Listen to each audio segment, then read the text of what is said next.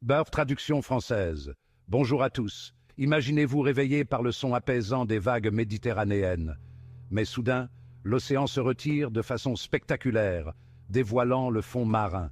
Ce phénomène étrange est le signe avant-coureur d'un désastre imminent, un tsunami massif se dirigeant droit vers Marseille.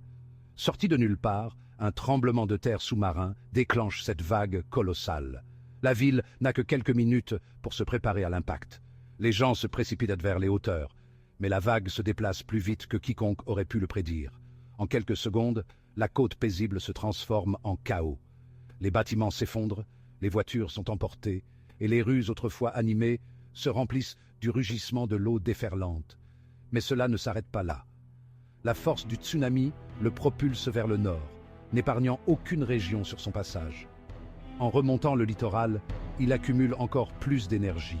Au moment où il atteint la Bretagne, la vague est encore plus haute, s'écrasant sur les villes historiques et les falaises pittoresques. Les ports pittoresques et les villages charmants sont engloutis par la déferlante implacable. Et puis, quelque chose d'inédit se produit. La vague continue son voyage à l'intérieur des terres, inondant le nord de la France.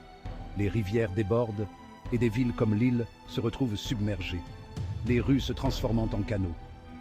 L'ampleur de ce désastre est inimaginable.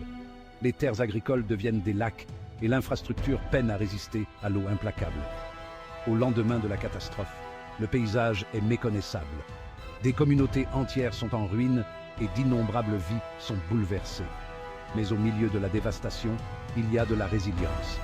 Les gens se rassemblent, faisant preuve d'une force et d'une solidarité incroyables face à la fureur de la nature. Bien que cette histoire soit purement fictive, elle nous rappelle brutalement les forces que notre planète peut déchaîner. La préparation et la sensibilisation sont essentielles pour survivre à de telles catastrophes. Alors, restez informés, restez en sécurité et soyez toujours prêts. Merci d'avoir regardé.